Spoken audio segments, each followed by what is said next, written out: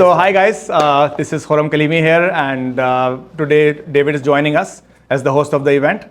And he also met me randomly at a networking event, and then we became good friends, as with most of the people here. It's good to get one networking event to get to another networking event. You know, It's just a ticket to the next one. It's a tree, you know. So thank you everyone for coming, and this is a big moment for me. I've been looking, planning, doing a lot of stuff for this for some time now. And today is the day, so we are doing the official launch event. So as you have already heard a lot about this on social media, it's coming, it's coming, it's coming. So I'll not spend a lot of time for the people who are already following. So I've written this book with the name of Selldiers. Selldiers, in my point of view, sellers are those soldiers who fight for the company's revenue, and no one talks about them. Rather, people make bad names, or they just want to get rid of salespeople. So I'm trying to correct that mindset, and I'm also coaching salespeople on what not to do and how to avoid that image. So I'm talking about that. I'm talking about a lot of people who have read the book. They gave me a review that we are almost already doing all of this stuff, but after seeing this book, we can see it's structured. You can see that as a process. You can see all the same thing you're doing in sales from a different structured point of view. Also, I'm an MBA, so while I was doing my MBA, I thought that I will be studying sales as well, but I was always studying marketing only in my MBA. So I think there is a big gap of curriculum for sales. Usually people or salespeople, they learn from the industry. They go out, they learn the hard way, and they spend some time, and then they become good salespeople. So in my point of view, there are certain type of personality types which, if trained properly at graduate level or university level, they can become good salespeople. Because I'm having this issue. In my company, I have not been able to hire very good salespeople. So I thought, let's just, by trying, like making sentences or saying that, it's not happening, let's try doing it. Let's make some good salespeople in the world. So this was the mindset before writing the book. So before further delay, and the sponsor of this event is Fast Learner. Fast Learner is a product made by my company WinCorp. It's an AI-based learning management platform. And it is helping people like instructors and students learn and teach in a better way with the use of AI. It has it has features where instructors can create course outline quickly through the use of AI. Students can ask questions from the course. They will feel like they're talking to the course with the use of AI. And then AI generated summaries and recommendation engine. And we launched this product 2 months back, and it's going really well. We have around 15 instructors onboarded right now, and we have raised some funding as well and raising more. So FastLearn is the sponsor for today's event. So David, you would like to add something about yourself? I speak a lot already. Actually, that's a great segue because I read the book many times over, and I've been very familiar with it.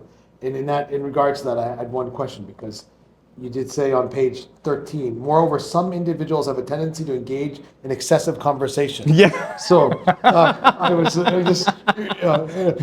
just want to make sure we address that. Yeah, it's a fine line. I got you. It's a fine line. Maybe we can get into that a little bit more detail as we go through. But definitely we'll go into that. Thanks for giving me the segue to catch you early on it. You set me up for it, Carl. Yeah, so you can, he's an interesting background, and for those people who don't know him, he knows Japanese as well, fluent Japanese.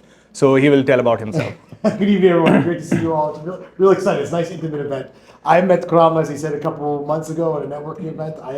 I'm a corporate defector. I just left my corporate position of 23 years in a large Fortune 50 company where I managed different enterprise IT teams. And prior to that, I worked for the Japanese government in Japan, and I worked for the company in Japan. So my original start was Japanese language and culture, and I studied IT, and I had an IT career that's about over 2 decades long in corporate, and it was time for something else. So I've recently launched my own company, and I also like to do these kind of things where I moderate events, or I interpret on the side, and so it was exciting for me to have a chance to work with Khurram. And I said, if you wrote a book, please let me host it. Yeah, I'd love to do it. it was so random, and I just met him. We were talking for like 5, 10, 15 minutes, and I told him of the book, and he said, "I'll host," and I was like, "Okay, yeah, let's do it." So it was that I random. had the solution. He didn't know he had the problem. Yeah. So, I don't think there's a chapter in there about that. Yeah. This book is just starting, so there's a lot still. That will be version 2. Yep. So we want to just jump in, and we're hoping to have a fun, interactive conversation. I'm really glad this is a perfect space, and we thank our hosts for putting it together. Because stop at any time if you want to. We don't have to wait. We have a Q&A at the end, but if you want to ask some Q&A, that'd be great. We're going to throw in some practice sessions. You're going to get the master himself will ask you each to a couple minutes, not everybody, but a few people to do a couple pitches. Yes. And he's going to give some ratings on it. So we want to make it a back and forth as we go into the 8 o'clock hour, and then we'll leave some time again for networking. Definitely. We start a little late, so we'll probably start a little late. So if you feel free to get up and get something to drink or eat if you need to while we're going, and stop us at any point. So if you can move to the next. I got it. Okay. So yeah. Here we go.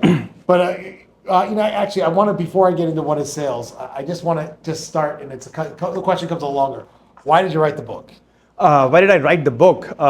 First, 2 years back, when we were like seeing avenues how we can increase the company's revenue, so we were looking at different marketing opportunities. So we thought, let's do some founder marketing, and let's try to establish the company's founders, like WinCorp's founders, as a thought leader in one domain. So that was the main motivation behind writing the book. And because the people who know me already, I'm already helping more than like 100 people on the side, on LinkedIn, on personal messages and meetings, on their startups and founding journey. So I thought I'm already helping a lot of people. Why not write a book and make it a full course? So that was, these are the two motivations. And obviously, they always say when you teach, you learn more. Because my business is all about, my thing is all about sales and networking. So this book and this events and hosting will help me give more opportunities to network with more people. It's. I guess they always say that the hardest thing to sell is sell yourself. Yes. Start with that. So yes. You're obviously embodying that. Yes. In the process. So, I like it. I like it's almost in triplicate because you're selling yourself as the spokesperson, the company you founded, and the services of that company. So I think that's interesting that you always find yourself in those positions where it's not just single threaded. Selling at one level. I'm helping people in changing the mindset for sales. I'm connecting sales with delivery as well. I'm asking all the salespeople that once you are making promises, you should make sure that you are making the right promises so that you can knock the same doors in the next company.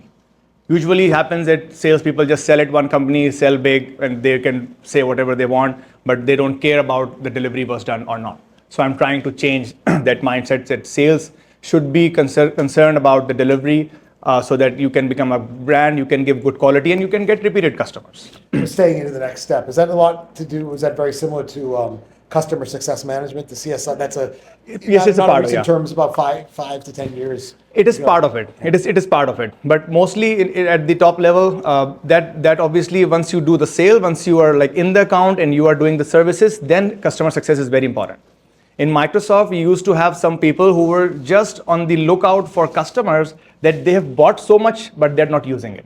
Yes. So the thing is, if they use it, they will get benefit from it. Then I don't remember the head count. Hasib, my friend from my Microsoft times, he's sitting there. He was with me when I was in Microsoft. So there was a role specifically where people will just there will be a head count who will be looking for customers who have bought the licenses but not using it.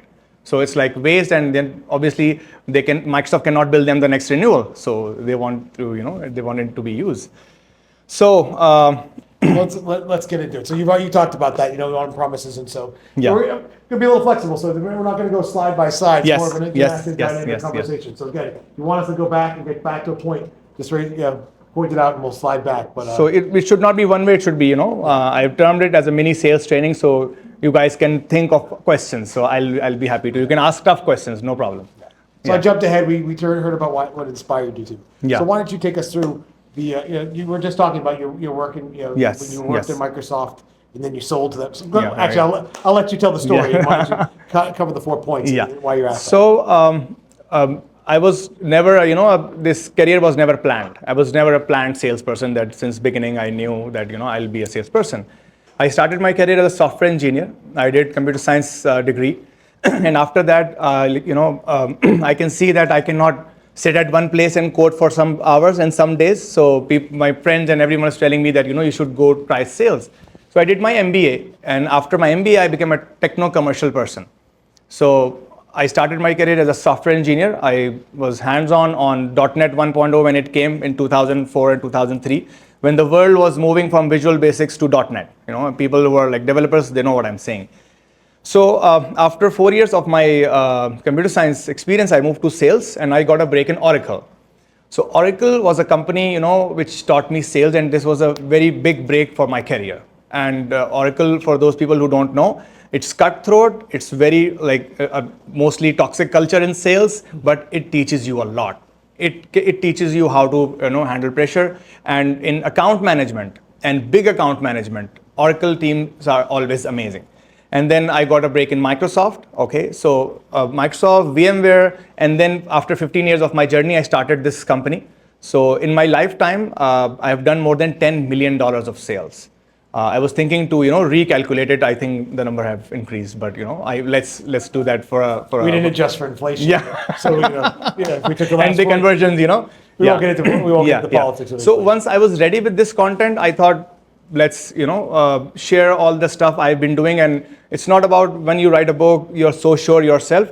Once people start using it, people start getting results, and then they get benefit from your teaching and training, then you're confident that you should do something like that. So these are the Well, there's a major part. It's we're sitting here and we're having an intimate conversation. Tell us about Khurram the person, though. We haven't heard who you are, where you came from, and about your family, which is always the most important. So just, if you don't mind, just drill down a little bit, I'd like to hear about that. So I am born and raised Karachi, Pakistan, and I 2 years back when I started traveling more to New York, I got to know that Karachi was named as New York of Asia till 1980s. From 1960s, 70s, 80s, because Pakistan, Karachi has a very multi-diverse and multicultural background. So still size-wise is among top 10 cities of the world. So I'm born and raised there. So that's why coming and settling and adjusting in New York was very easy. It felt like home, So it was fast pace and all that stuff. So I born in Karachi, born to a middle-class family, but it's very interesting, the background. My ancestors are actually from India, from Delhi and UP. So the partition happened in that part. So that's my background as a family. I have a brother, I have mother, father. They're in Karachi, Pakistan. I have a wife and I have 4 kids. They're with me in New York. So that's my family. And you brought everybody here 2 years ago? Yeah, no, I was here 2 years ago, but my family came here like 3 to 4 months back. Oh, recently? Yeah, they've recently relocated. Yeah. So and how old are your kids? My eldest is 15 and the youngest is 3. So you forgot it. We left off the 4th aspect of sales, which is just the job of being a dad. Yes. Yeah. I'd like to see. I'd like to see it because I bet you they have plenty of sales pitches. I know. Oh, yes. I have 2 kids myself, and they're the hardest sales pitches ever. So that's why I say sales is a lifestyle, and you have to carry it. You are a salesman every day. When you were in school, you were selling yourself to the teacher that I'm better than others. In the home, you were selling yourself to your parents that I'm better than other siblings. And list goes on and on, at the university, at the job and life, everywhere. Even when you're selling for your company, you tell you're better than others. So, basically you're selling every day. So, that's a very difficult sell.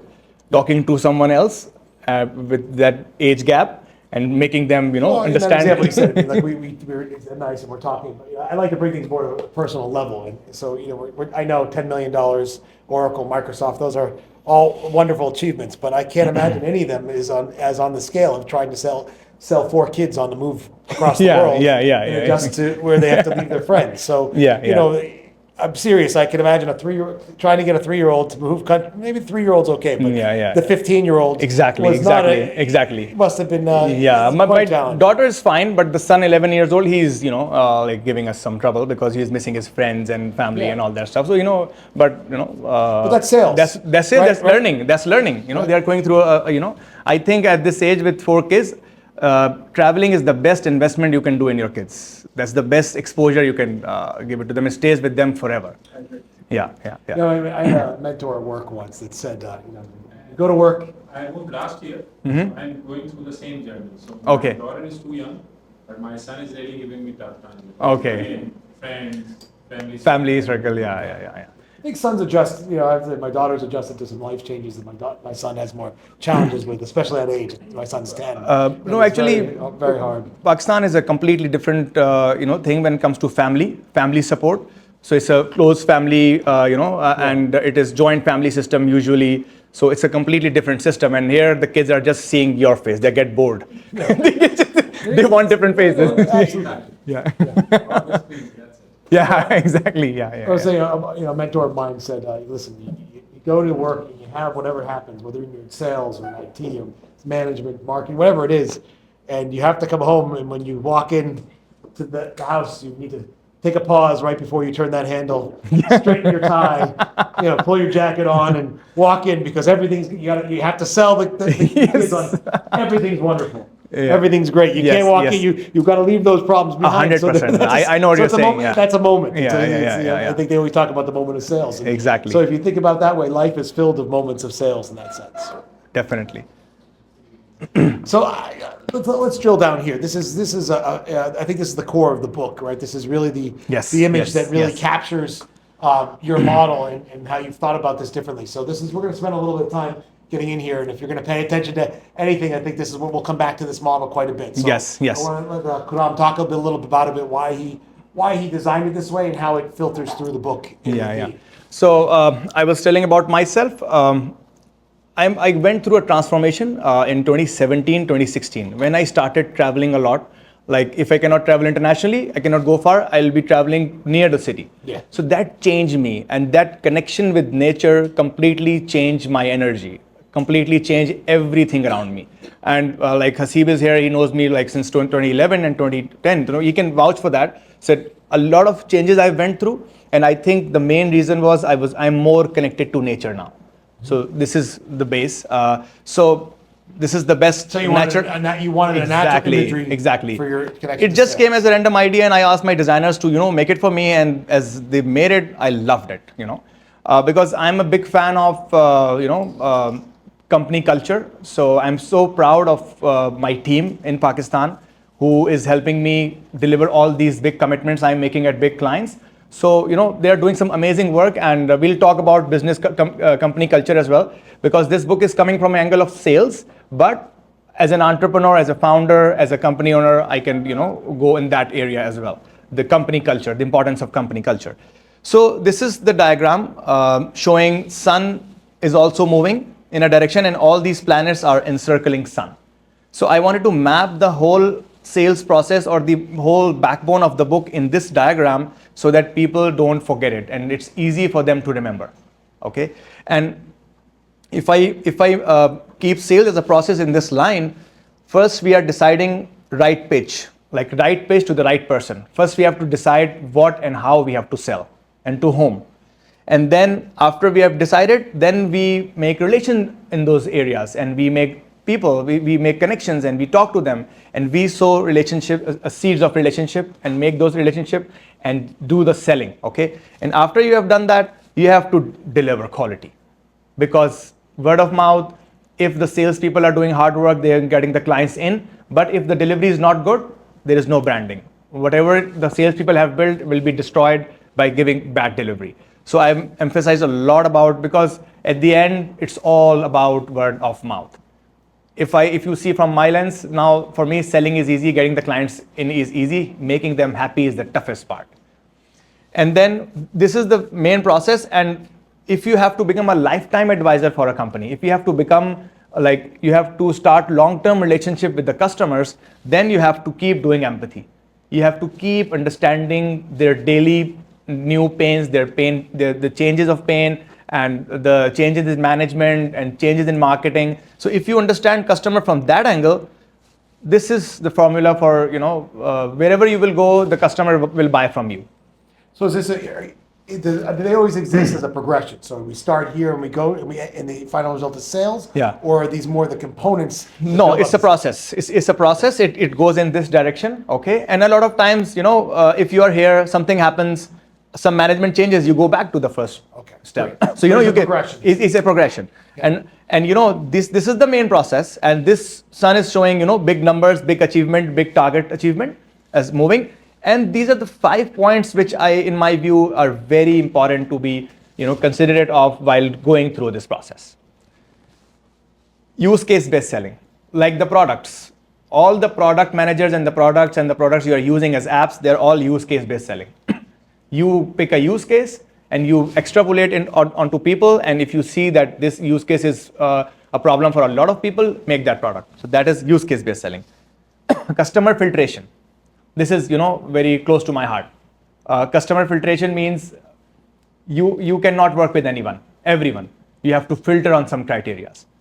Sometimes you are not ready. Selection. Sometimes they are not ready. Sometimes the teams are not ready. Sometimes the budget is not ready. So you have to be mindful of the expectations, both sides, so that you don't enter into problems, because peace of mind is very precious.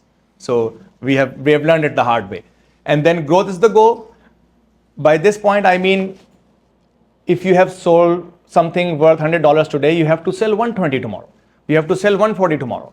So it's a progression, and targets are always upward. And that's why you have it going through the sale. Yes. Right? The only one that continues Is on a trajectory beyond. Yeah, exactly. initial. For example, the WinCorp, my company, we have started from zero revenues to now $1 million a year.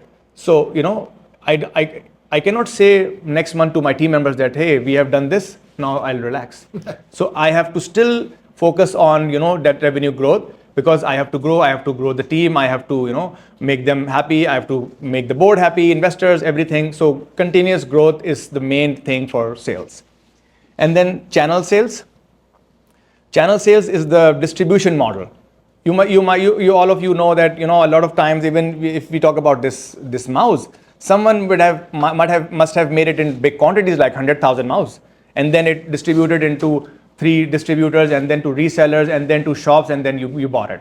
So that's what I'm saying here, that you have to make a channel around yourself of trusted people, trusted individuals who refer you, send you customers, send you leads, and then you build upon that. Identifying where that customer sits in the process, or what type of customer they are. Like you just mentioned several, right? Yes, you might be selling to a distributor who's distributing on behalf of you. You might be selling directly to a client. Yes. You might be selling to Yes. a B2B or a B2B2C. Yeah. There's the B2B. The twos have increased many times fold. Right? It used to be very simple as B2C. Now we've got B2B to B2B2C to B. And now we go through all the letters. And now there are apps who are trying to cut the layers. Yeah. And if you want to connect, for example, the vegetable growers, there are apps. They connect to the farm to table. exactly. So now we are like 40 years back, we were coming from mainframes to PCs, and now we are going back to servers. Like we are again decentralizing and connecting the data in one You get points for the technology. Yes. The technologists in you coming through there. I like that. Yeah. So this is, and then pricing and negotiation. So you have to be mindful of at what price your competition is selling, and how much you can go, and you have to keep an eye on revenue growth as well. That if they buy from the other vendor, what will happen? So pricing and negotiation is very critical. So this is the sales process in my point of view. And so I don't know, do you have a word for the lines with the yellow circle with the end with the dots? Is there fibers? You have to be careful of these points. This is these are headings in the last chapter, mastering sales finally. In the book, I have explained this chapter 1, 2, 3, 4, and then the 5th chapter is encircling all these. So these aspects, these components. Sorry, I realize I'm pointing over you. No, you can. So these components are woven through each of the first 4 the 5 points. Yes. What you're saying? At any given time, they might come up multiple. Exactly. Your customer first, when you're doing the right pitch, you must have customer filtration in mind, and you might also want to have called price negotiation. So they're kind of verticals against a horizontal. Yeah. For example, you are doing the right pitch and account management analysis, and you are seeing that in this company I have to break in and I have to bring in $200,000, for example, and there is a board with 5 people, and there is a CTO, CIO, CMO, and then you are researching that which route to take, and then one guy you can do cut in customer filtration, who might be he's not kind of an approach. So yeah. So then that in Oracle we used to do this like yearly planning. It was big, and there was this whole sales team sitting in one room for 1 week and talking about just the biggest bank of Pakistan. that how to manage the account, how to reach, how to pitch to the right people. Gotcha. So they're individual strategies Yes, in some ways. yes, So you want to yes, make sure yes. you're discussing each of these individual strategies as you progress through Yes, into the sales. Yeah, definitely. And keep them in interwoven. Exactly. Like an interwoven fabric. Yeah, so it's all like interconnected. So, if the word of mouth, your delivery quality is good and customers are like, getting happy, you can think about like little jack up of the pricing, like 10, 20%, because obviously we are here for profits. So initially you can just be lenient about profit, and you should be focusing on getting the business in. But once you're delivering good quality, then obviously you can charge. So these are connected, but this is the process, and these are the 5 things which, be mindful So if of. anyone has any questions now about this, because it's just a good time. It is the Yeah, fabric of the yeah. book. It's a great time to ask them. We can come back to it in the Q&A as well. So if you guys have, I think let's break for a while. I think it's all a lot of one-way communication. So guys, any comments, any question, any discussion? Yeah. All right. How different is selling, let's say, back in Pakistan and then selling in the US, and how you can adapt yourself and your team to that changes? The difference? Yeah. I think the core principle of sales is just the same, no difference. It's just a little cultural nuances, and how to talk to people and communication. You have to be I've noticed one thing, that communications should be fluent, because you are here, you're talking to, if your focus is US market, you're trying to sell to US customers. Obviously they talk in English, so you have to work on that if that's not at par. So this is one. And the second is, you should know the cultural nuances, but the rest, the process is exactly the same. No difference. Because I think we are humans, and we are so different in a lot of ways, but we are so similar in a lot of ways. So that's my take on that. Maximilian, you go ahead. Yeah. Question about customer filtration. Mm-hmm. Would that fall under like prospecting? Yes, it Can can. anyone hear the questions? I'll repeat them if you need me. I'm assuming I have a loud voice, so the two of us, you guys can hear us in the back, okay? But I have a consulting practice, Mhm. and one of the problems I run into is, top of funnel, right? You cast a wide net. You get it? Top of funnel, Okay. right? Mhm. You cast a wide net, Mm-hmm. right? Because you want to have big, right? But then it's like sometimes I feel like I got to be more specific, because I end up wasting time with leads that are not the right, customers for me. So how do you, I guess, become more efficient in prospecting process? Let me pitch it to you, because I Yeah, joked yeah, earlier yeah. about that. A good question. But let me finish the quote that he has on page 13, and maybe you can use it, because Yeah. I was kidding about it. But if I read that in the entirety, it says, moreover, some individuals have a tendency to engage in excessive conversation, irrelevant topics, stories, often taking a considerable amount of time to address the main topic. You have to refrain from this habit. Identifying these types of people is extremely important to save time and effort. Big time saver. I think that's about a conversation, but addresses the same point. Yeah, It's yeah, more yeah, in detail exactly, here. exactly. But why don't you use that So as a segue? I'll explain this question in 2 parts, and for the other part, we'll go to that picture where I'm saying sales is mathematics and psychology. So customer filtration, there are 2 basically definition.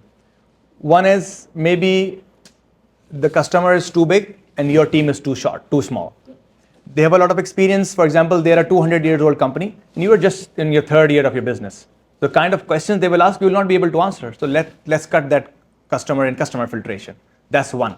2, any customer has a bad reputation of delayed payments, or maybe disrespectful staff, or maybe not valuing your time, or maybe scope creep. In technology, scope creep is the biggest problem. That people say we have to work this much, and then because they know you are their customer, so they want everything to be done in the same price.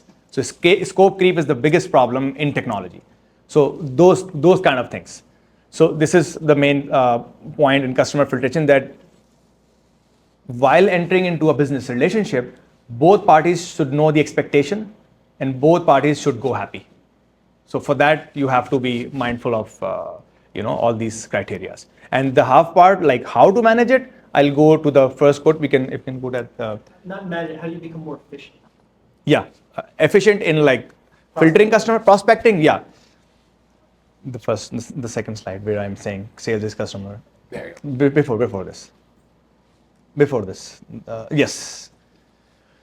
So this is a quote by me, and this is, I love it, and I can go very much deep into the subject. So what is sales? What is sales? In my view, sales is a combination of psychology and mathematics. If I split if there is, this is 100% of my time, I'm splitting it into two parts. 50% time I'm spending learning, relationship building, meeting people, having conversation, understand about people, relationship, and it's all about, it's human centric. And 50% of the time is mathematics. What do I mean by that? First, sales is all about numbers. Second, how mathematics, if you have to sell to 10 people, you talk to 100. If you have to sell to 100 people, you talk to 1,000. And It's simple mathematics. You go through those numbers. Yeah. There's in the It's book. simple mathematics. There's no rocket science. If the pipeline is bigger, whenever Asib remembers, whenever I was in Microsoft, I had the same issue that, okay, we tried, it didn't close. And my target was $200,000 for the quarter and I don't make it. I was always listening to only one sentence from my bosses: increase pipeline. Increase pipeline. And if you cannot increase pipeline, and you have tried everything, you should not be in that business. But first you have to make sure that you have, tried, and there is the market for that product. And then if there is, if there is no pipeline, then you are not putting enough hard work. So you have to put enough hard work. It's simple numbers game. Like I do practice this today even. Whenever we do a board meeting and I present the sales number and the forecast and all the things, I always talk about mathematics, that if the pipeline is getting healthier and you guys are doing good delivery, customers will come. I didn't coordinate with Max before this. Okay. Yeah, no. But you can see I have it highlighted here. Oh, okay. If you guys on page 27, he speaks to the strategy of that. So I'll just read it. Please. As a salesperson, make a habit of reviewing the pipeline multiple times in a day. Having 20 years experience at Fail, the funnel always stays in my mind because that's how we progress. Sales is strongly connected to mathematics. That's your point. So memorizing the numbers on sheets will give you confidence and a clear vision. Once you have this habit, you will notice it increases efficiency and responsiveness while communicating with prospects or heads in the company. It attracts the attention of your audience in your speech. Yeah. So, And I think that's again, well, I'll give you the page numbers on 27. So whenever we go through pressure at work, it's bad, but we learn a lot as well, In my country, they always say that, I'll just translate it in English, that I'm sure this quote is global, that the empty pocket and empty stomach will give you the best lessons. So, when I was in Microsoft and Oracle, I went through so much of pressure that I perfected this art of mathematics and this pipeline. And, there was a time, like if you wake me up in the middle of the night, I can draw the pipeline. That, hey, this is. So you have to be mindful of that pipeline sheet of those customers, because this is what sales are doing. Because when I was in Oracle Microsoft, they used to say that you're salesperson, you're just surviving on salary. Shame on you.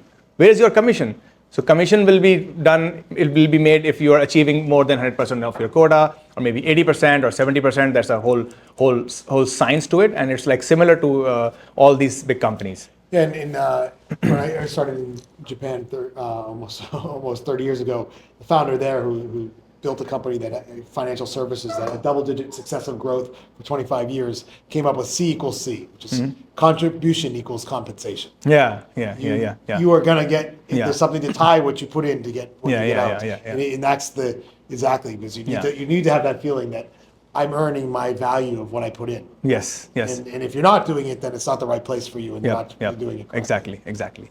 Unfortunately, those 4 kids, for whatever reason, I guess you're expected to house and feed them. That comes with being a dad. I try my best to get out of that responsibility. And those empty pockets and empty stomachs don't work very well when you open that door at home. Yeah, you're right. So you have to navigate. You have to navigate through that pressure as well. It's part of life. Yeah. I think Dan has a question. Yeah, please. It was Dan, right? Yeah. Question. So about pricing and negotiation. If I put this in context, then I can ask my question. I have a client who sends me work every so often. However, what they're quoting me is a little bit too low for the area that I provide value in. So they're offering you some price and you're asking something else. Well, I want to. Okay. It's too low, and I feel that after a year and a half of working with me, that I'm reliable, provide value, things get done. So now that I want to negotiate, what kind of things should I be aware in the conversation when I make the pitch? The first thing you will need to see how satisfied they are. This is what will dictate everything. So if you are so sure that they're really happy with your services, then you can start that conversation. And if you are not getting that price, but you're still happy, business is running, so it's like not recommended to risk a lot of that relation on increasing the price. If it's not in loss, rather you should focus on creating more pipeline. Okay.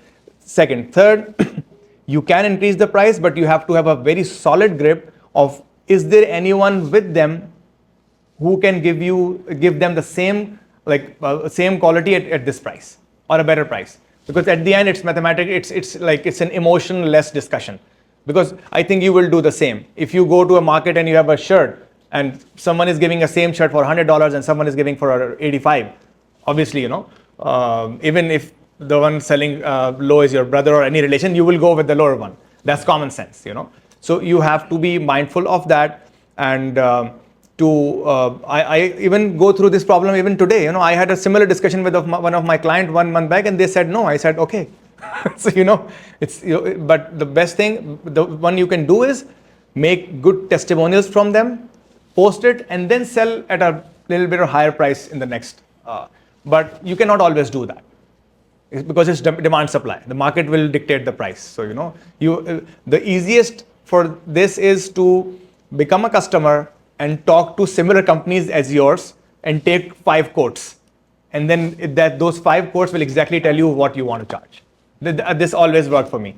That whenever and if you go to anything, any like shop market, any grocery store, you will notice this fact that they make up pricing. Like if there are 5 shops, similar stuff in one line, so the 6th shop cannot sell expensive. They all sell at the same price, but they give some value-added service for extra price, or maybe some other branding or quality. Does Dan answer your questions? Yeah. So in the pipeline, you said that for one customer you need to have, for example, 10 leads. Mm-hmm. So what happens to the 9 of them? I mean, I want to know that when do you decline a lead or decline it remove it from the pipeline? Yeah. It's a beautiful question, and at this question, I have a complete slide. All right. Yeah. We'll get back to the slides. I'll give you the visualization of this process. That filtration. That. Oh, you actually want to go ahead and do it? Okay. Yeah. Sure. Okay. We can do it later on. No, we can. Let's do it now. Let's do. Yeah. Yeah.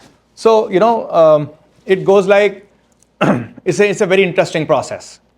For example, there is this 1st January in the first month, and you met 100 people, and you made 10 leads in that month.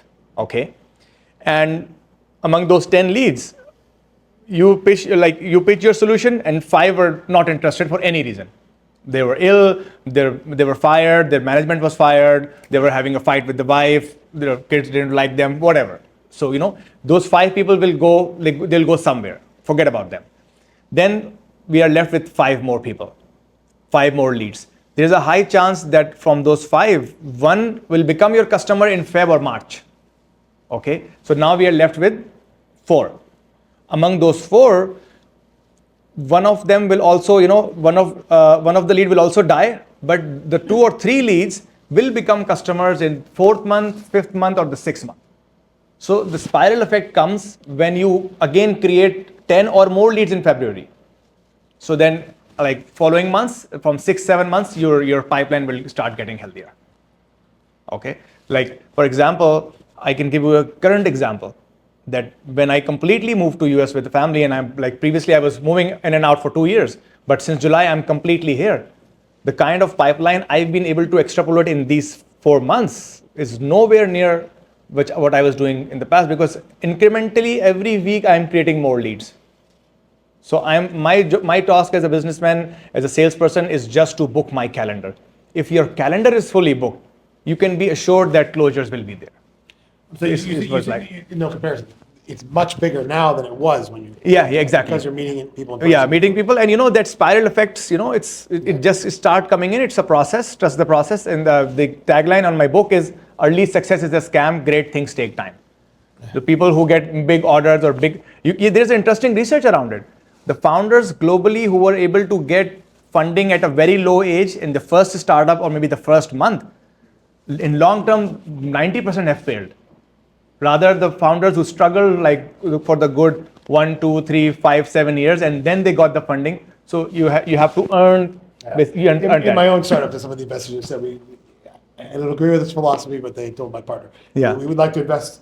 We're looking for founders who have failed at least once and succeeded at least once. Yes. Then, we want to hear about the failure, which is a strange thing going into a pitch session, because you don't want people don't want to talk about their failures. Yeah, Failure exactly. is and I don't think your book doesn't say it. Failure is a very important part. Oh, it's the biggest process. part of learning, And the first thing, patience. That's what I'm actually referring to. Right. So if you're failing, you have to be patient. You have to keep trying.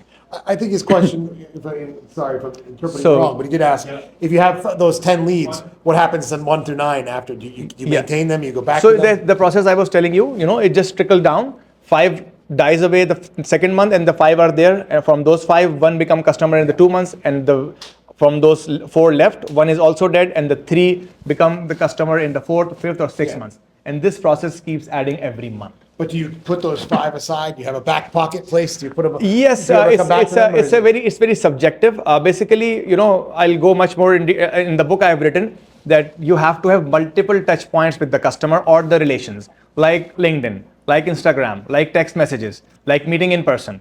So you have to, you can keep that in the second sheet, those leads, but you have to keep working on those relations. And if you can change the slide, let me give him the example of where I am changing from 3. Yeah, this one. So this is a real life example. Yeah. I did land on it right. You didn't give me enough time. I was going to get to the quote. Go ahead. You can. It's nice when the no. Okay. So this is my journey that I am talking to one person. Well, while I was in Oracle, I was talking to one company called Mushko Electronics in Pakistan, and they were, HP's first global partner in 1950s or 60s. There's a company has a legacy. Okay. Yeah. So it's a very big company, and they do printing solutions in the whole Pakistan. So I was working with them as an Oracle partner, and I was talking to them, presenting Oracle solutions and meeting and trying to collaborate. I never closed anything with them. I just started, talking to them and good terms, and it was being positive, trying to help them. And then I didn't close anything from them. I moved to Microsoft. They were also selling Microsoft licenses. So I started interacting with the team again. And they helped me in some customers. They became my resellers. And they're, 5 to 7 people in the sales team and the leadership. Everyone knew me. And we became good friends. And that relation progressed from building the history integrity in Oracle, delivering some stuff in Microsoft, and then when I started my company, I knocked the same door because I was believing in those relationship building and maintaining. So all those 9 leads are not dead. There's something is happening with them in the background. The funding I secured of $100,000 in WinCorp in 2020, I had more than 25 meetings with that guy in 4-5 years. And it was not for this purpose. He became my friend. We are travel buddies, We are travel buddies, and I do nature and wildlife photography, and a lot of times, a lot of my pictures, he is. We actually should have got some of those. Yeah, in the slides. exactly, It would be yeah. nice to see some. You can see them on his page. Yeah. So so it's patience, and something is happening with those 9 leads. So you have to build that brand, history, integrity, and with patience. I do want to say I appreciate that with the emoji you made sure the beard matched. Yeah, these are my designers. I don't do it. My Very team. well. My, Attention to detail. I don't think that comes up, but if we're talking about sales, attention to detail, you can see. yeah, my team did this. I just gave them the idea and they made the whole presentation. Let me just giving credit to others. Very nice. Yeah. So let me just jump in on page 18 and 19 where he's in the book. So you get to hear it from the mouth of the author, but here specifically he said, over the span of 5 years, we had numerous conversations with his investor before we were able to successfully conclude the funding round. This is what I mean by patience. You must observe patience while sowing seeds of relationships as they take time and a favorable environment to grow. You should sow seeds by meeting new people and provide the right amount of nourishments by giving your best in terms of responsiveness, conducting thorough research, building a strong history, and keeping hold of integrity. Alongside, wait patiently for the fruitful outcomes and you will succeed. And this a little bit longer. I mean, in here you talk about you're a friend who was eager to convert a client to convert a lead into a client, and how much time and you say it takes time to secure a deal with your prospects, since they are likely to analyze your product or service from every angle, and you must possess another quality. Yeah. Learn how to deal with rejection. Yeah. So, you have to be consistent. You never know. I have also learned this the hard way, that initially as a salesperson, I used to judge very quickly about people, about, I should talk to them, I should pitch them, or maybe what should I do? But you never know. I've seen through experiences that a lot of times I'm expecting nothing. So the point I'm trying to make is every relation counts. So you cannot give up on those 9 leads. That's why I'm saying sales is a lifestyle. You cannot become a salesperson and be successful. You have to become a lifetime advisor for people. You have to genuinely help them, and it will all come around.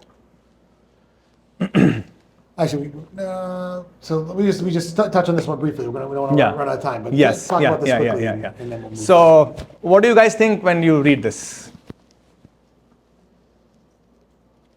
Any ideas? Anyone can explain, I think of dating. Well, Makes me think of dating. Relationship building. I think of it different. I think of it like there has to be something that connects you outside of the workplace. Like there's something like in human connection, like at a meeting at a coffee shop or something that's outside that where that I feel like that's where magic happens. Yeah. So, anyone else? I think the third question means the inner circle.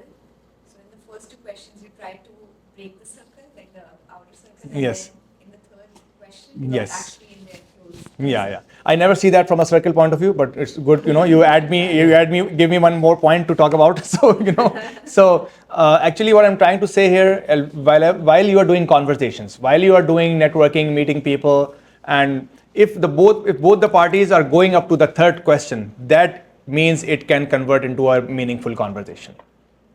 Like, for example, when we first met, we can just replay that. And we just met, hi, how are you? And hi, how are you?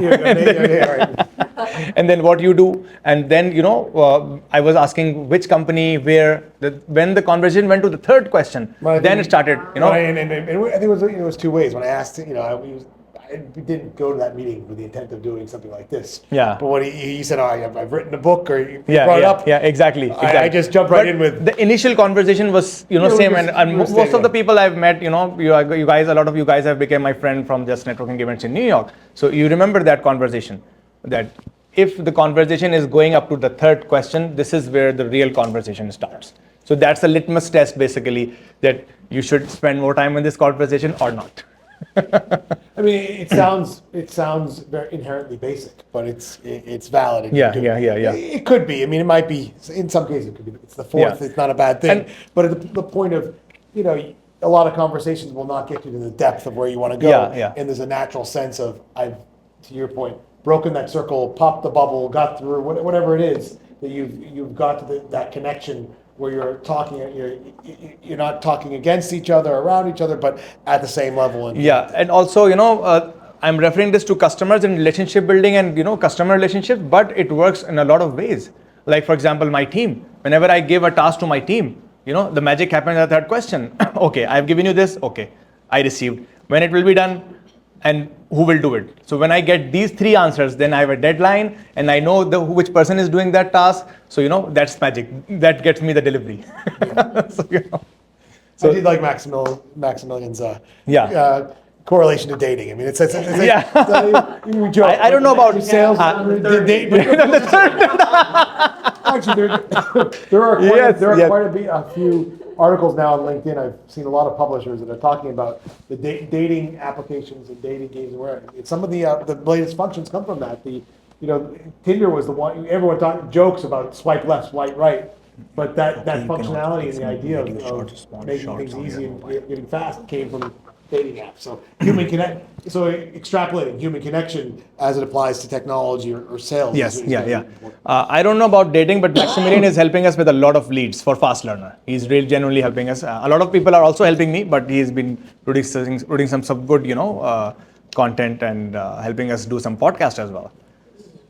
The Fast Learner podcast. Yes. So I think you've talked about the sowing the seeds of relationship. I just wanted to make a reference here or something. I told you I can't help. So anyone have after seeing this slide? Anyone? Again, I'm connecting this book and this topic with nature. That these are strong relations and big customers, but It take integrity as sunlight, history as oxygen, and patience as water. And then, I told Khurram that this actually is a well-known business concept in social construct of Japan. It's called nemoashi, which is to sow the roots, to make sure that you're always watering the roots. So sales is always about continuing to grow that. You don't know which one will blossom into a career separately. So it's exactly. It is a very core concept. Yeah, and also it's very easy if you see this, but being upright for my career is now 20 years. So these credibilities built over decades. It takes a lot of time, patience, and obviously you have to have a very clean history of not only avoiding the bad practices, but you have to be like ambitious, hard worker, and you have to be consistent. So I think this is the core when you talk about sales. People always ask me that how do you sell, like on the level at a very high level, and then it's a whole topic. It's a whole science to it basically, and I think you guys can correct me. I have never seen any such content which like encircles the whole sales process in such a way. I've seen books, thick books, very thick books. So I don't usually read that kind of books. But the way I have You don't seem to write them either. Yeah. No. So yeah. Any if someone have any question? Well, actually, we're tight on time, so let's just go. I want to think it's time about to get to the pitches. So, Okay. Let me just Okay. let me just slide through here. So that we've talked about this. So why don't we if you could just touch on these last two, the customer's not always right. Okay. And then Let's we can just let talk me. about the. I think you've talked about not covered, but let's talk about the customer on the right, then that, and then we'll jump into the pitches. When I talk about this, I have my investor in the company. I always have a big debate with him. A lot of times when we were like the third, fourth, fifth year of our business, we were having troublesome customers, and their demands were like irrelevant, irresponsible, and it was not doable in that price. And because they knew we are fresh and new and a small company, they were like pushing us very, very hard. So I learned it the hard way. Initially, I was like, okay, let me figure out something, and no, he's a client, and I've got them from very much difficult ways. But after that, I always tell this in my private circle that whenever I meet a client or start a client relation, for them to prove good or bad, like for business terms, I give them 3 chances. Like there will be incidents, like 3 bad incidents, or there will be 3 good incidents. And if there are 3 good incidents in something, I can make a mindset that they are good people and we can have a long-term thing with them. And then when I do something bad happens, and I can give benefit of the doubt. And then second and the third incident, I just mark them in my mind virtually that this team is gone. I'm not working with them. So my sentence on that is, if the fight has to happen, it should happen now. Let's not waste another 6 to 8 months with this client. And because we know they don't understand us, they don't want us, maybe they don't have the money, they don't have the right people. So let's not waste those 8 months and work on more pipeline. And because in my point of view, peace of mind is very important. So if anyone has any question or any experience on that, we can add to this. I just know that the mindset behind this is the abundance versus scarcity mindset. Right? Yes. You don't want to push away potential work or current work because you're like, I don't know where my next piece is going to come in. So Yeah. I agree with you, but that's just the mindset. It's a fine line. It's a fine line. But especially if the clients and the team are like they don't value you or they're disrespectful, that's not a compromise. That's uncompromisable. I always say that we'll sleep hungry rather than sleep in pain after some kind of fight. And if a team or a person or someone has this nature, they'll keep doing it. They just don't care, and it just don't feel to them. And your night sleep is destroyed. So that's most precious. Let's jump into the other one. Again, conscious of time. So this I always say to everyone, and even before starting my company in 15 years, I shifted my job every 3 to 2 years. So I think then comfort zone is not a good place to be in, and you have to keep moving. I'm not saying everyone to leave the job and start a company, but in this time of in this era where we are living in, we have to have a very big network. I was able to start the company and make it successful, the first company. Why? Because I had 15 years of experience in 7 companies. I was not there in one company for 15 years. I was shifting companies. How it was helping me? It was helping me with more network. Then in 15 years, I have network of 7 companies. I had 7 bosses, and I had team members from 7 companies, like eventually increasing my network. So when I started my company, I had already so many years where I can, tell my story and pitch my services. So wherever you are, for example, right now in my company, sometimes like 1.5 years back, I was feeling the same for myself that am I in a comfort zone? Like, I'm doing sales, team is there, everyone is doing their work, I'm happy, revenue is increasing. So am I getting comfortable? So I started this book thing. So, I started new ventures. We started this product, Fast Learner, because WinCop on its own is doing good. We have done 7 unicorn clients so far, among 85 global clients we have. But right now, I can not like visibly relax, but I can mentally like, okay, now I have made it. So, but we are doing $1 million in a year, and my vision is to take this company to a $10 million revenue in next 2-3 years. So for that, you still have to keep pushing, keep putting those hours, and you should not give up, because if I stop, the growth is the goal thing. If I stop giving growth today, the company is done. It's nothing. So should we get into spend a few minutes on the pitching? Yes. So Yeah. How would you like to run this? Yeah. So guys, I'm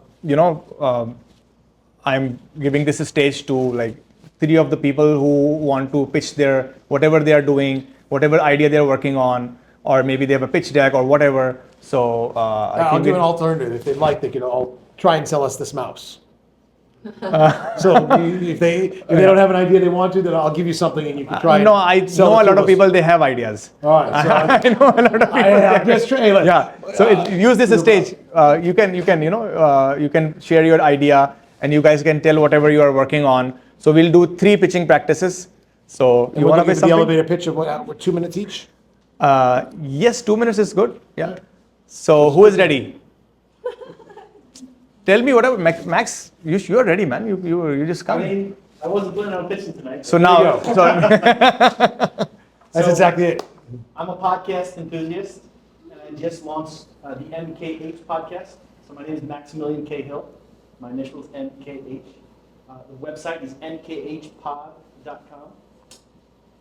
First interview was with the BizOps lead of a company called Hyperbolic, based out of San Francisco. And they are the Airbnb of GPUs. They're kind of renting out GPUs because the cost of GPUs is so astronomical. Brilliant business model. I think they just raised $7 million. Second guest was the CTO of a company called Ozeki, which is doing some kind of work in contract management, right? You can only learn so much in a 45-minute conversation. But if you're interested in learning more, check us out, mkhpod.com. Thank you. Thank you. So, who is the next one? Who is going to? Well, you want to give some feedback on that? What were your suggestions on? Yeah, I think the first thing is to start. You just came and started, and you were ready with the stuff. Good job. Yep. So this is the first thing. This is the first step of selling, pitching, and all that what you are trying to sell. Second, I think he connected with all the right numbers. He pitched on the first podcast and the numbers. So it's very important to give the exact objective numbers right in the face whenever you are pitching something, and should not be shy about it, because 7 million rounds, GPUs. Exactly. Life is short. Yeah. Just get to the point. Yeah. So I think you did a good job. So I think that's the way to you have to be positive. You have to be energetic and ambitious. Come show what you are thinking, and be confident about it, and like give the numbers right in the face. So like respectfully. Any themes from the book that you saw that he hit on that in terms of the sales pitch and how you define it? Actually, we obviously he was not ready, and I'm sure if he is like planned for a sales pitch, he will do much better. And I think from my book, I think he can go much more into branding, much more into exact solutions. Like, okay, you are doing that, but how you can help the people who are listening to, So, for example, when I give the pitch for Fast Learner, I'm exactly explaining that what's in it for the instructor and what's in it for the student. So, you can Yeah, Max, go you much had near. 2 minutes, you used 45, no, Yeah. you only used 45 seconds, you had enough to. 45, I was only up there 40 45 I seconds. should Yes, have said how long yeah, did you feel like? It's funny. it I should have feels- asked you, because that's a mis. It didn't feel like 2 minutes, no. Yeah. So you had a chance to actually just, But I mean, I was just define the winging problem. it. I had no, that That's wasn't. all right, hey, no, great. Yeah, All yeah, positives, yeah, so. yeah, yeah. So, and by pitching it doesn't mean that, you can just pitch your idea. If you want to change your job, you can tell your profile and you can pitch yourself, and you can. Hardest sales is selling yourself. Yes. That is silly. Yeah, Well, I yeah. tell So, and I know there are a couple of real I actually estate find that's a- people here, and they have started some. I know people. They know they have done some ventures, and this is the opportunity. Come, do the pitching. Come on, Shakul. Come. It's all right. We'll give, Come. We'll give you back some of his time, so you can.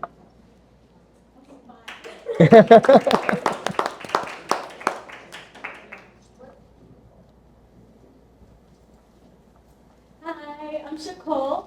I'm a real estate agent with Remax Edge. I'm with the expansion team. Overall, we have an experience of 25 years working with the team in general and working with brokers who have a lot of knowledge on real estate provides me to prevent myself from making any mistakes. Everything that comes with me also goes to them as well. So if you want to list or buy, we have a lot of experience. We're really good with technology and yeah. You're good. How long do you think you were up there? How long did it feel like? 45 seconds. I got 29. No, I think she was more than Max, no? No, she was Oh, less okay. than Max. Okay. Yeah. So, but she explained the point, and one thing you can improve is, you can tell a little bit of background so that because I know how multi-diverse and talented you are with different experiences you have in your life. So we can always build upon that, that background. Rest, I think for the stage you are at, you did a good job, and moving forward, you should add more numbers that the company whom you are working for, how much they what's their turnover, or these numbers always works. For example, whenever I meet someone now, every 6 months I have a different pitch. The first 4 sentences I say are they're changing every 6 months because I am updating those numbers. For example, someone who might have met me recently, like you, so we met, I just tell numbers that the company is 7 years and we have 85 clients with 65 people and 7 are unicorns. That's it. 4 sentences. That is enough to grab the attention. So if the numbers are relevant and if it's good, people will listen to you. You should not be, shy about it, and talk about those numbers upfront. So you can be a little bit more specific, because you did leave out one key component in your search, in your presentation. You didn't say where. Oh, we have everywhere in New York. Staten Island, Brooklyn, Queens, Manhattan. There you go. Remax is a very large brand, so it's important for you have to make that identity. And so I think I say where that correlates to a number, because we're talking about getting to specifics. Yeah, so yeah. A number doesn't have to be an actual physical number. A Yes, detail that yeah. can correlate to Yeah. what the importance is awesome. Remax is also very big to a point where if somebody wants to buy in Florida, I could also refer them to somebody directly in Florida as well. So I would suggest you add both of those. I'm focused on the New York market. I'm here, but if Yeah. anywhere you're going, Yeah. I'm happy to help. So I'm expecting another pitch from someone. Come. Yeah.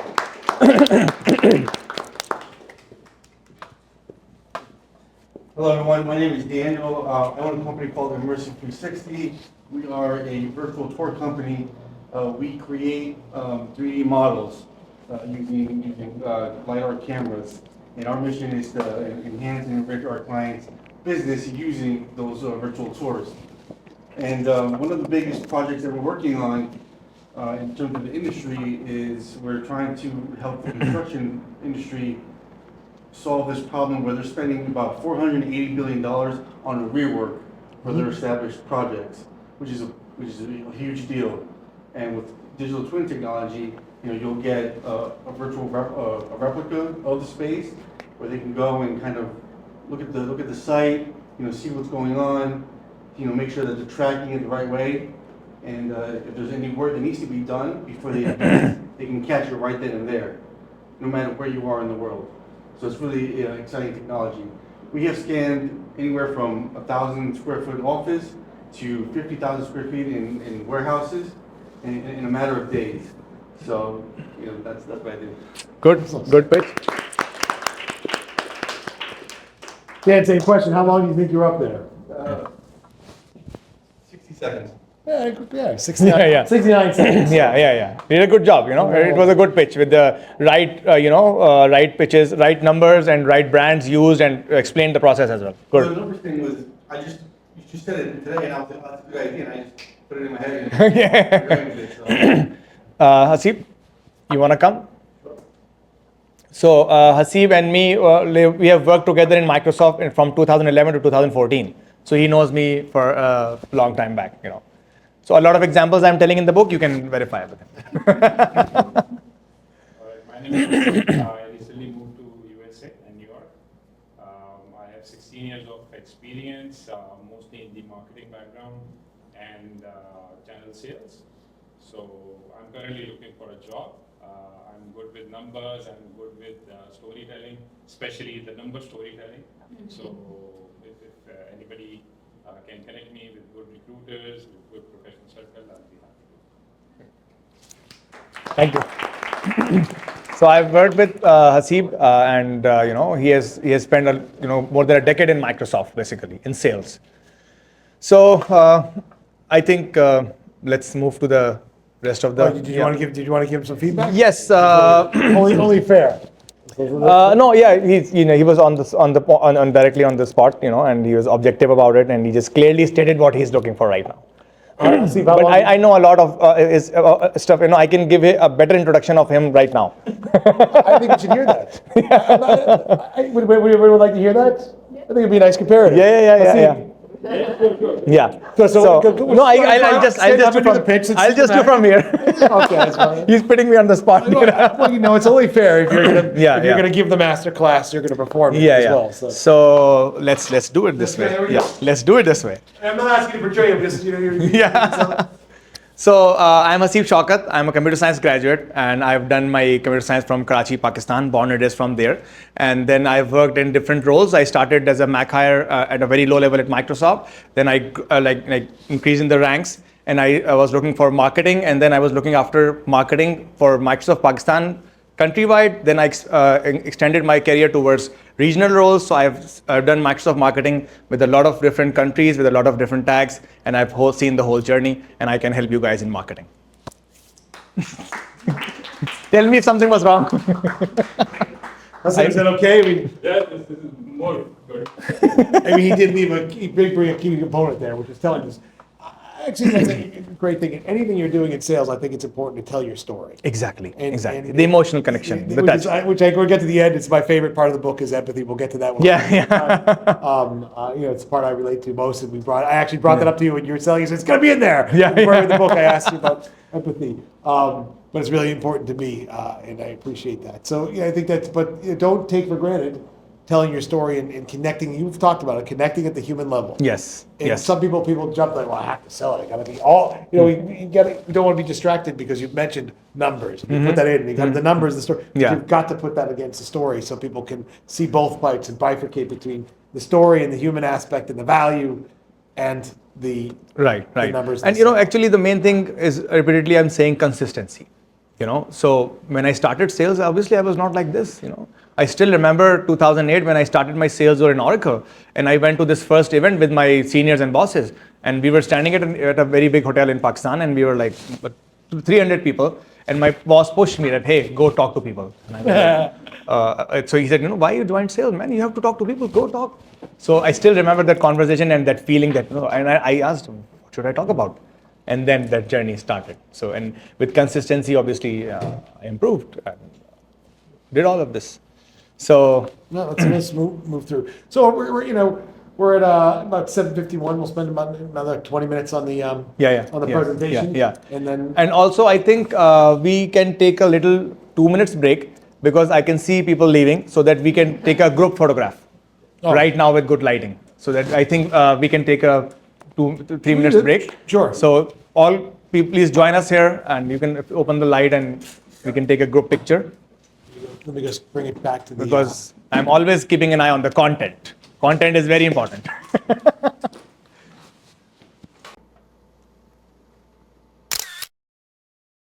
So when I was making the final presentation for this, so I was thinking about something to add as a training. It's real life problems. I can see people are facing it, and the answer to that. So another thing I'm like seeing these days recently, everyone keeps asking about ghosting. Like, you meet someone and they ask for your quotation, they ask for your work, and then you submit the proposal and they just vanish without saying anything. A lot of times, obviously, it's we have to do empathy, because a lot is going on in everyone's life. We don't know. So obviously this is the case, but people generally, or most of the time, they don't like say a respectful decline that I won't be going forward, or they just stop responding. So this is a real life sales problem. I'm also seeing this, and a lot of salespeople and a lot of companies who take help from me and listen to my content, they always ask that how to solve it. So I just have to say that you cannot solve it. The only way you will work around it is create more pipeline. If you talk about any problem, anything which is a roadblocker, which is not helping you increase your revenues, I'll give you the same answer which my boss at Microsoft used to give me: more pipeline. The answer to every question of this sort, more pipeline. So if you have more pipeline, you have naturally, mathematically, more probability to close more and have more revenue. It's simple mathematics. There is no rocket science. I just have to say, all I can think of is, I don't know if anyone's a Saturday Night Live fan, there's, Christopher Walken when he does that skit of, we need more cowbell. All I can picture is, Khurram in the back going, more pipeline, more pipeline, more pipeline, more pipeline. Yeah, that's the key word.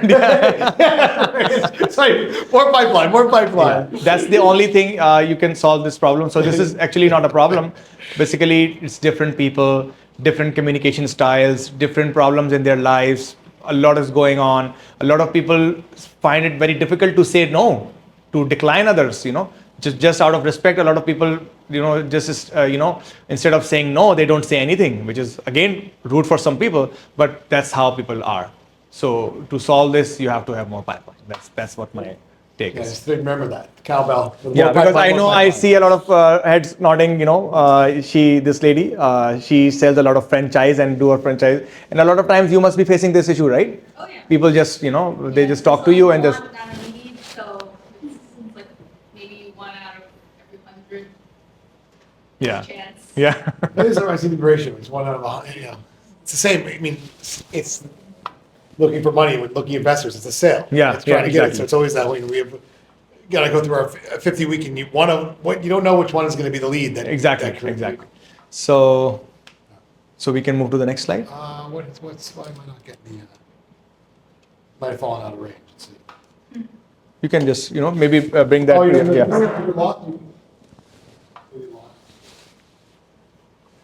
Yeah. Yeah, because of mine.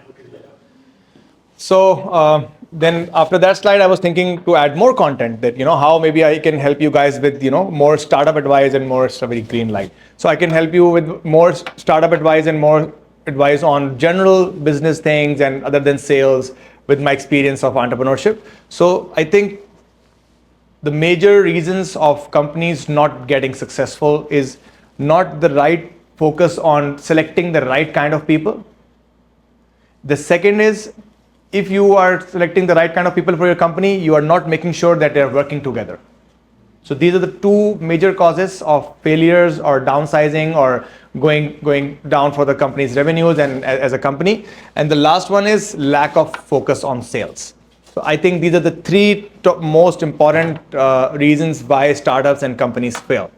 Like, it will either be the founding team members or maybe some wrong selection in that. Second, if the team members and all the people in the company are right, they are not collaborating and they are not working together. That's the second reason. So both these reasons are towards people and type of people and a lot of psychology. You have to understand. You have to find self-motivated, ambitious, hardworking, consistent people. So that is a key. Like I know you're planning to do something. So this is the key while hiring people. This is the key while selecting your co-founder. So it's very critical for the success. At the end of the day, if I talk about my numbers, achievement, and everything, I'll keep that aside. Main success is being good and understanding the humans in a very good way. That will help you. As I say, you're a salesman every day. Not in your sales career, everything you are doing.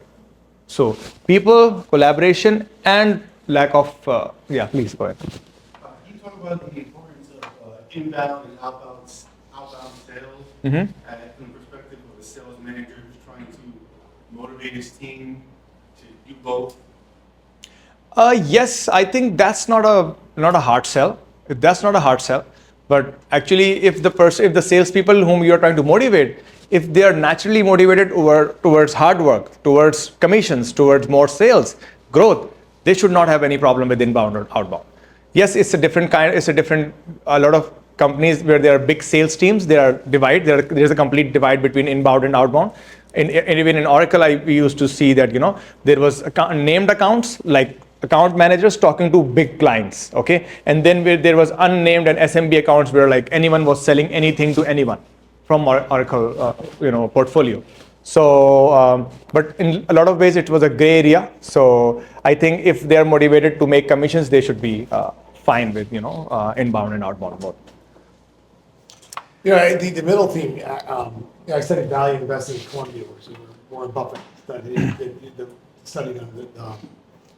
the Dog-Gram model, and team is one of the core components if you're doing value investing a long time in a company. It's overlooked. It's not a financial thing.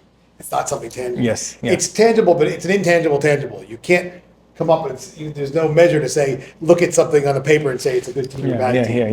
You've got to speak to the people and see it, and it's about a dynamic. I mean, it goes back. It's almost back to the three questions. The third question: do you have that connection? Yes.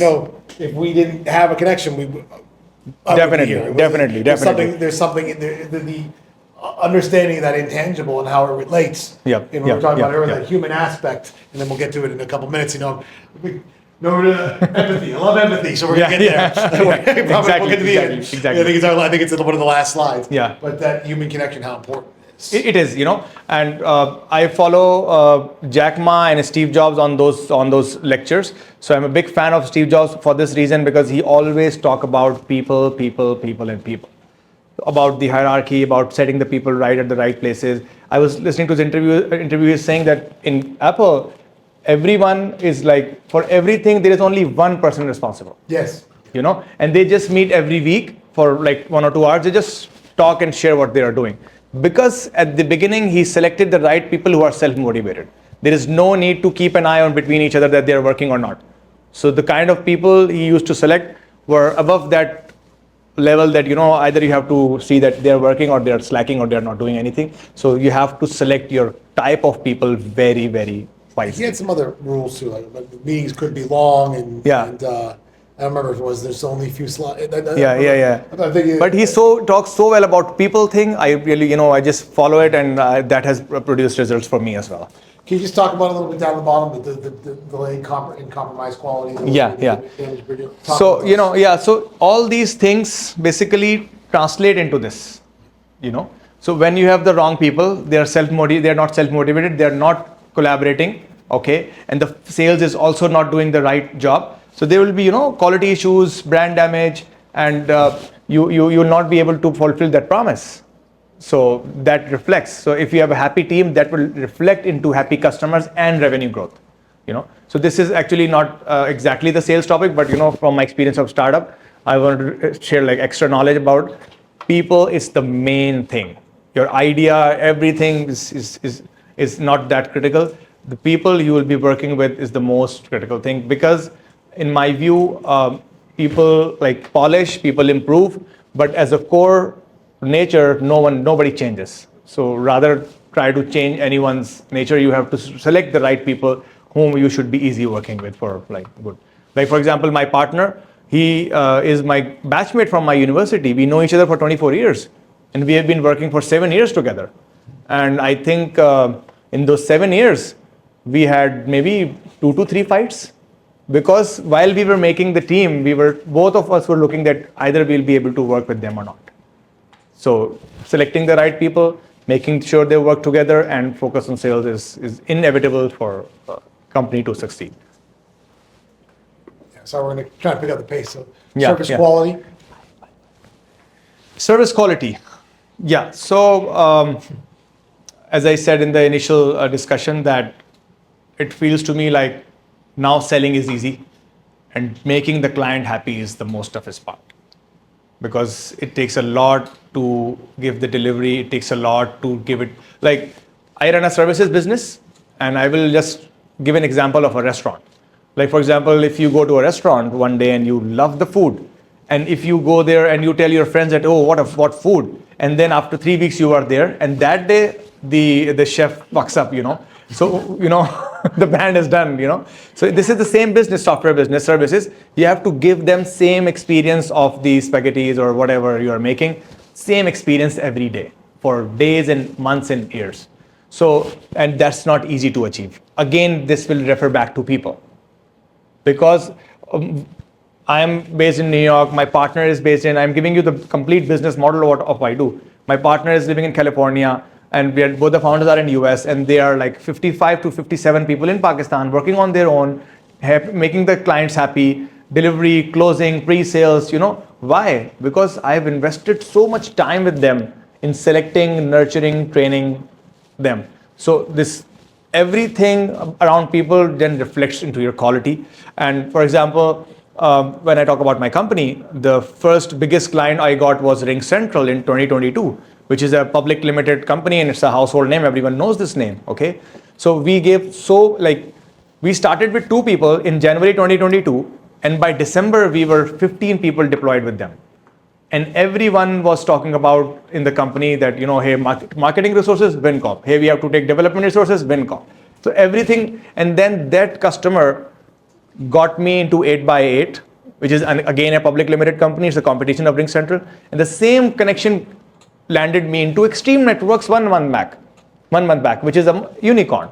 So delivering good at one customer in January 2022 and consistently doing that, we had 15 people deployed at Ring Central. We have 20 people deployed in 8x8 right now. And we have 5 people deployed at Extreme Networks, and I'm seeing that this team size will go to 20 very soon. So that quality delivery every day, every month, every quarter, same delivery can definitely, surely lead you to, The only question I have for you is, you said your team worked on the slides and they're only giving you a 4-star rating. So I'm a little nervous about that. So, You're just giving an example. Yeah. We're in the next 4 is good though. 4 is good though. We are not Apple. I have a high standard for you. You are the author. You wrote the book on sales, so I'm expecting 5 stars. Definitely will work on that. Yeah. And so we have arrived. Yes. So Yeah. you're going to allow me a few minutes to expose this. Yeah. I think my favorite. It actually what brought us together as soon as he's talked about sales, because I really believe in the human element. So, I really like this part of the book. When I asked him before I even saw the book, You go. Content. It's content. and, empathy is a core component of it. So I was really happy that he was very forward and lived up to it. So I just want to talk about a couple of the things that are in there. If I look at 47, it says selling isn't just about making quick transactions; it's about delivering value. So I think that's when you start with that people are so the idea, the art of the sale. It's that number, and to remove yourself from That objective thing. That, and think about it as holistically. We're doing. I always like the old story of Makito, the drill company, and then people would say, "What do you sell?" But they didn't sell drills; they sell holes. See, the reason is that you're selling the end result. You're selling the solution, not the thing that's part of the problem. So people always it's a famous phrase from maybe 2 decades ago or 3 decades ago, and it's still used in a lot of the industries. I'm thinking about what you're what the output is. And I think that comes from, is embedded in empathy, understanding the problem that you're trying to solve, but understanding the person. Let me just look for the quote. That I really enjoy the part about empathy.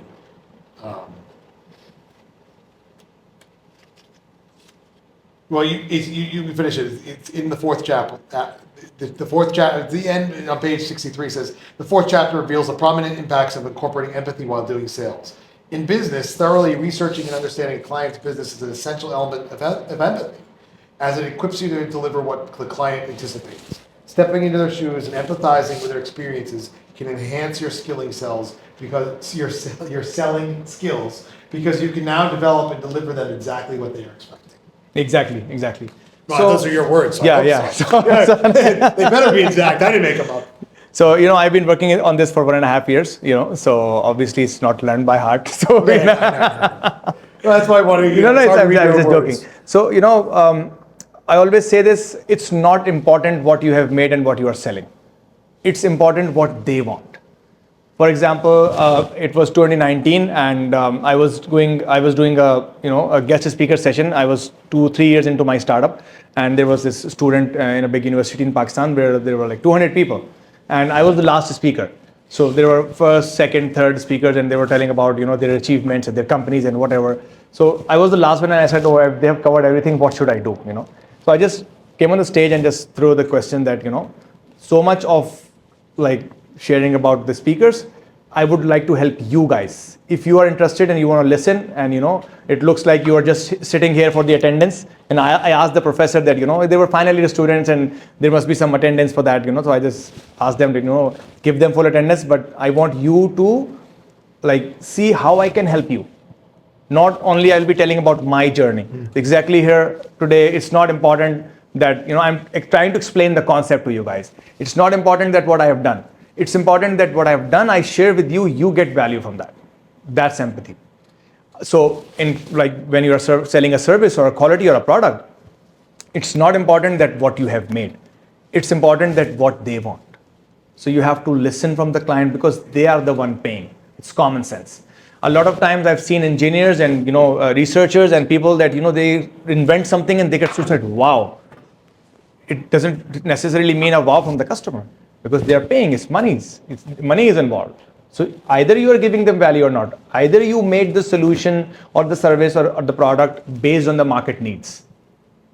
For example, the website I have made is initially I'm also learning, I'm going through that process. So when I started telling people that, hey, I have a company, I was in the 4th year of my business, or the 5th year. I was telling people like verbally, and everyone asked me 3 questions. What do you do? Who are your clients? And what you have done for them? These are the 3 questions I was always getting whenever I was getting into deeper conversation with people.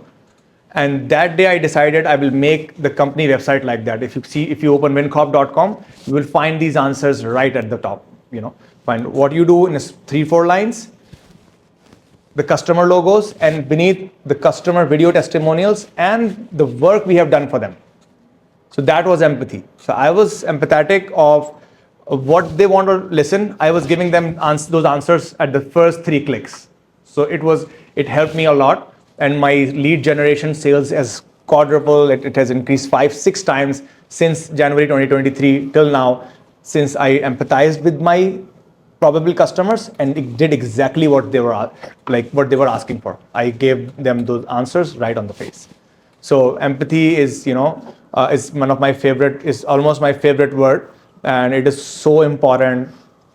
I go into these discussions like every day. Even a lot of times in my team, when there is a conflict, I'm explaining one to each other's story that, empathize. They were going through something. And from their perspective, they did the right thing. But from your perspective, so, you have to come on ways of conflict management. So I think this is for sales, internal management, thank you. So internal career ladders, internal growth, for everything, this is the key word. This word, if you understand and you make a practice of using this thing in your life, your not only sales, your career, your life as in general will get so easy. Trust me on that. And I've tried it, and I've so many examples, personal examples, professional, official, startup. So remember this word and your careers and your things. A lot of times you will say that, oh, I'm doing so much hard work, but I'm not getting the results. Same moment you will do empathy. That, okay, I'm doing my hard work, but why the results are not coming? Okay, do I need to change something? And then you improvise. So empathy also don't let you, be like comfortable and sitting at one place. You have to try different things. Then if you make this a habit, then you will have customers who are your lifetime customers. And they are not going anywhere. And then you become I've explained the concept of a lifetime advisor in the book.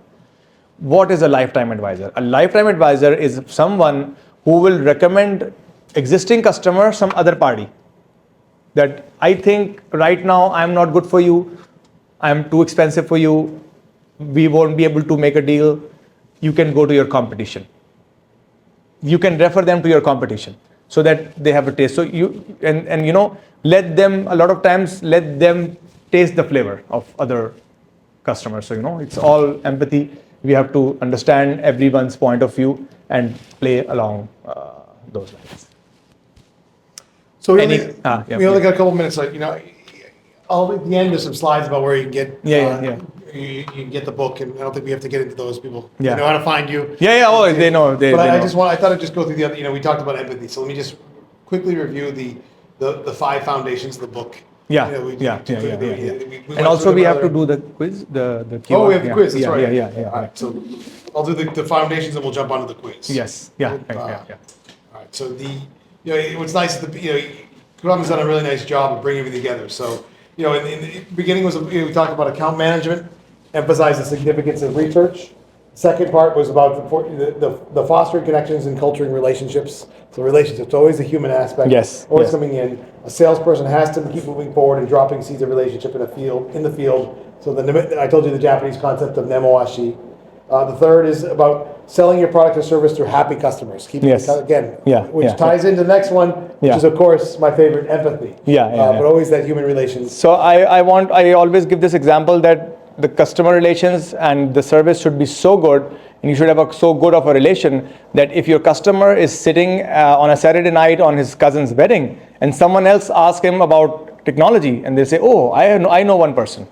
So, that's what I do. I really exactly do it, and you guys can do that too. But for that, you have to do all the, relationship, patience, history. You have to keep performing consistently, and you can become that brand.